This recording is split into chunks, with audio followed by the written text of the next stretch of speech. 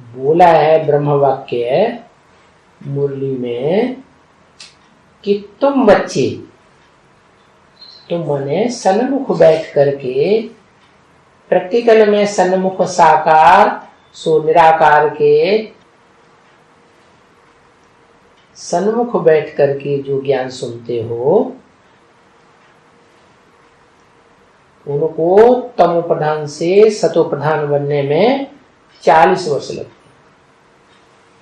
तो तुम बच्चे माने एडवांस ज्ञान में आने वाले, रुद्रमाला के वो मण के जो जल्दी ही आत्म की स्थिति में स्थित हो जाते हैं, आत्मा के रूप में मण के दिखाए जाते हैं। वो कहां पैदा होते हैं ज्यादा संसार में?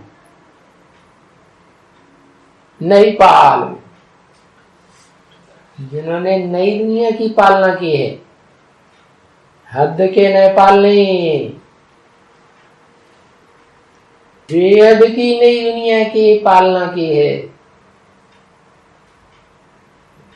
उनके बीच में वो ज्ञान सागर, ज्ञान की हिलोरें लेने वाला लहरों से एक ही बार आते। माना प्रैक्टिकल रूप में जैसे बच्चा संसार में आता है, प्रत्यक्ष होता है, ऐसे संसार के सामने प्रत्यक्ष होता है। सारा संसार में जो भी मनुष्य मात्र हैं, जो भी कानों से सुनते हैं उसकी आवाज, 2 शब्द भी सुनेंगे,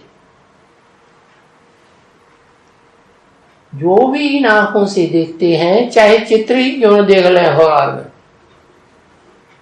तो भी कहेंगे हमारा बाप आ गया।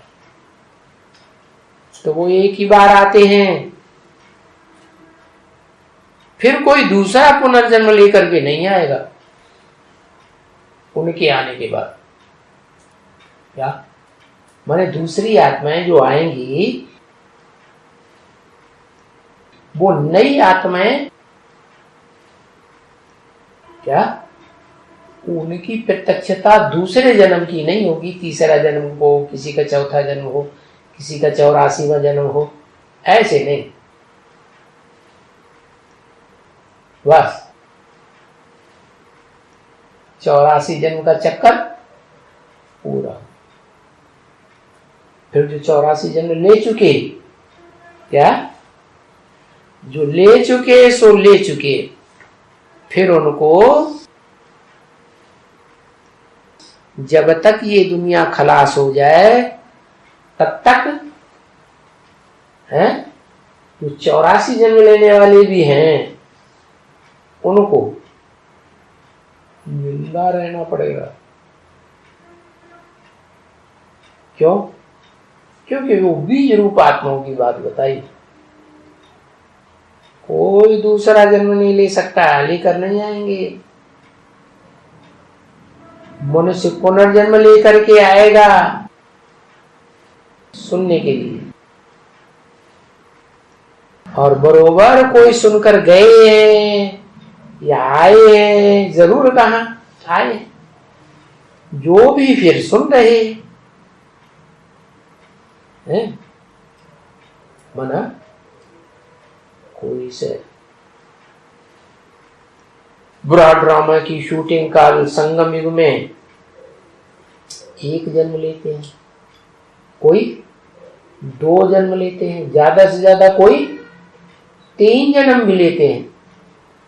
तो अगर तीसरा जन्म भी लेकर के आ गए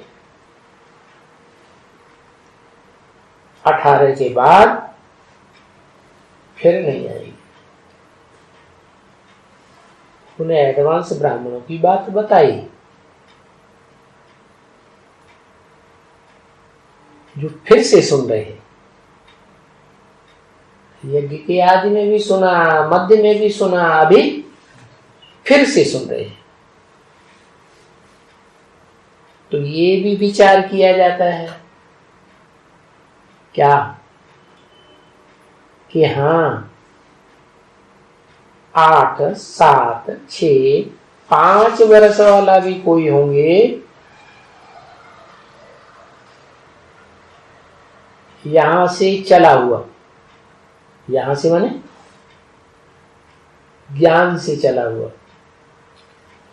है, यहां से चला हुआ कोई 5 वर्ष, 6 वर्ष, 7 वर्ष, 8 वर्ष वाला भी होगा, और आए करके इतना अपना समझ थोड़ी सी भी है, तो 5-8 वर्ष के बच्चे में तो समझ थोड़ी ही होगी। तो 5-6 वर्ष में कोई कोई को समझ बड़ी अच्छी हो जाती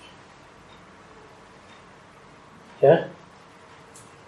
5-6 वर्ष में भी आज की दुनिया में कोई कोई को बड़ी अच्छी समझ हो जाती है। अखबार में निकला था कि 3-4 साल का बच्चा कंप्यूटर धड़ाधड़ चलाता है। यहाँ तो हमारे जैसे बुड्ढे 3 बार टाइपिंग सीखते,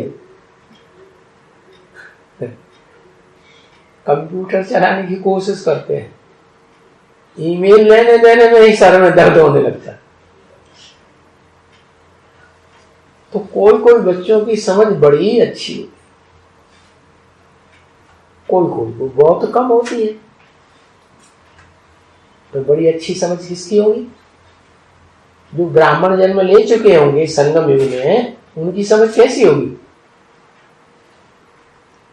ईश्वरीय ज्ञान ले चुके हैं ना, तो उनकी कोई कोई की समझ बहुत अच्छी होगी, सबकी नहीं, कोई कोई की। तो वो आकर के,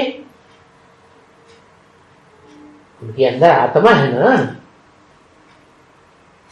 आकर के सुन करके जैसे कि उनको अच्छा बहुत लगता है। क्या एडवांस के बच्चों की भी बात बताई, ब्राह्मणों की बात हो रही है ना, तो वो फिर है ज्ञान सागर के प्रत्यक्ष होने के बाद फिर पुनर्जन्म नहीं लेंगे। जैसे मान लो एडवांस पार्टी की प्रेम गाथा है, कौन से सन में शरीर छोड़ा है? ठीक है, पता लगा लेना। सुन करके वो जन्म ले चुकी होगी ना, तुरंत आत्मा जन्म लेती है, तो सुन करके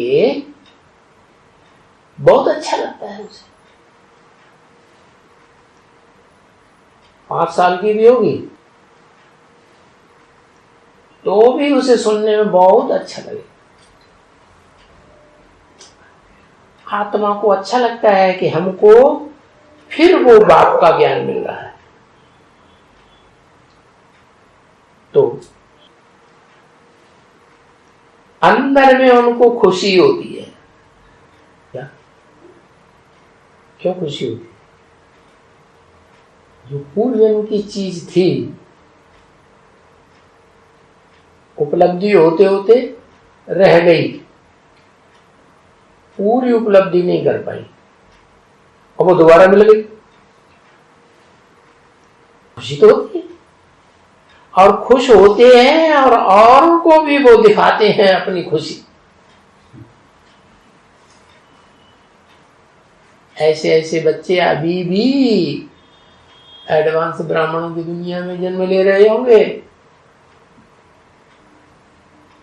तो वो भी सीखते हैं कि भाई बाप को याद करो। किसको याद करो? बाप को याद करो, है? कौन सी बात को याद करो है?